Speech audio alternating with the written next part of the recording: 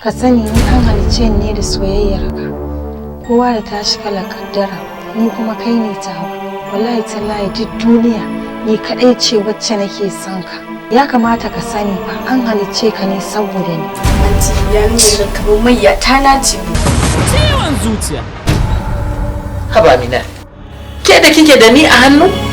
Kuma ina son ya ƙara jaddada miki cewa ina son ki. In yi alƙawarin ga abin da muka yanke da ni da uwata, shikenan ka zo kai ne zaka hana ni in cika burina? Amma kai ka tsaya kana ta damuwa akan babban nisa. Ke dakata. Dan Allah kai hakuri Amar da abin da ya faru. Tabbas kai yaƙi kuma kai nasara. Ki sani Hausa, wallahi ina son ki.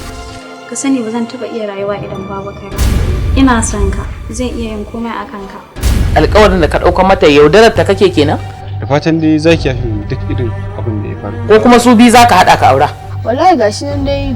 Ciwon zuciya. Shahararren kamfanin nan naku ne na MBK Film Production ke gabatar da shi. Na kasance mai yawan faɗa masa cewa ba a samun wani abu dole sai ka rasa wani abu. Wannan gayan nake so a kawo min da shi. Har yanzu kake magana bayan raina hankali ga mana. Abin da yake faruwa wallahi wani abokinmu ne ya faɗa sai wata bayar Allah.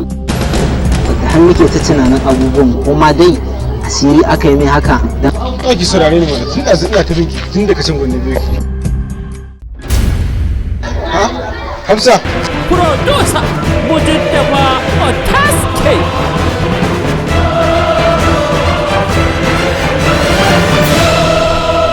Daraktan shirin Mujtaba H. Muhammad.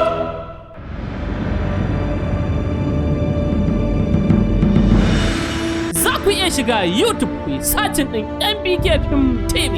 Ku yi subscribing kana ku dangwala mana ƙararrawar sanarwa.